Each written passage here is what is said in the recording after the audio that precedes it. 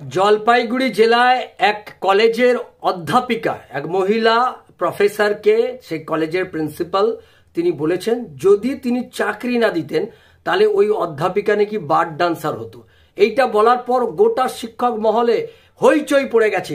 এই কলেজটির নাম হচ্ছে Anandachandra college and commerce, Jalpaiguri commerce college. Anandachandra college and কমার্সের মহিলা অধ্যাপক, তাকে সেই কলেজের প্রিন্সিপাল, যদিও এই কলেজের প্রিন্সিপালের বিরুদ্ধে এর আগে বহু অভিযোগ রয়েছে, এবং কলেজের প্রিন্সিপাল তিনি রাজনৈতিক ক্ষমতাকে ব্যবহার করে তিনি এই ধরনের হুমকি এর আগেও দিয়েছেন বলে তার বিরুদ্ধে অভিযোগ। এবং তিনি এবার কলেজের মহিলা অধ্যাপককে বললেন যে আমি যদি তোমায় চাকরি না দিতাম তাহলে তুমি বার ডান্সার হতে। এইটা বলার পরে সমস্ত শিক্ষকরা, সেই কলেজের অধ্যাপক অধ্যাপিকারা, তারা একত্রিত হয়ে বিরুদ্ধে প্রতিবাদ জানিয়েছে। প্রতিবাদ চলছে, কলেজ আজকে বন্ধ হয়ে গেছে। একটা ভয়ানক অভিযোগ, একজন কলেজের প্রিন্সিপাল তিনি যদি এই ধরনের কথা বলেন তাহলে গোটা রাজ্যের শিক্ষা ব্যবস্থার কি চরম অবনতি হয়েছে এটা সকলে অনুমান করতে পারছেন।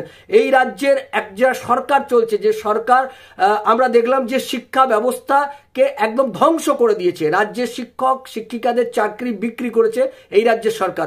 অধ্যাপক অধ্যাপিকাদের ক্ষেত্রেও বহু ক্ষেত্রে এই চাকরিতে নিয়োগের ক্ষেত্রে বহু প্রশ্ন আছে।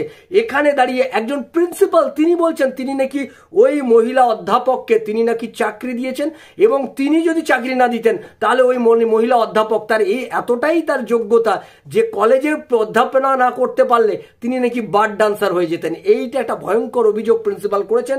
সেই পরিপ্রেক্ষিতে কি পদক্ষেপ গ্রহণ করে রাজ্য সরকার, কলেজ প্রশাসনই বা এই ব্যাপারে কি তারা বলেন? কলেজের গভর্নিং বডির কাছেও তারা লিখিতভাবে এই ব্যাপারে অভিযোগ জানিয়েছেন, এবং কলেজের যে অধ্যাপক অধ্যাপিকাদের সংগঠন রয়েছে সেই সংগঠনের কাছেও তারা এই বিষয় সম্পর্কে লিখিত জানিয়েছেন। রাজ্য সরকারের শিক্ষা দপ্তর, উচ্চশিক্ষা দপ্তরকেও তারা লিখিতভাবে এই ব্যাপারে জানিয়েছেন। সেখানকার অধ্যাপক অধ্যাপিকারা শেষ পর্যন্ত রাজ্যের উচ্চশিক্ষা দপ্তর এই ব্যাপারে কি পদক্ষেপ গ্রহণ করে আমাদের সেদিকে নজর থাকবে।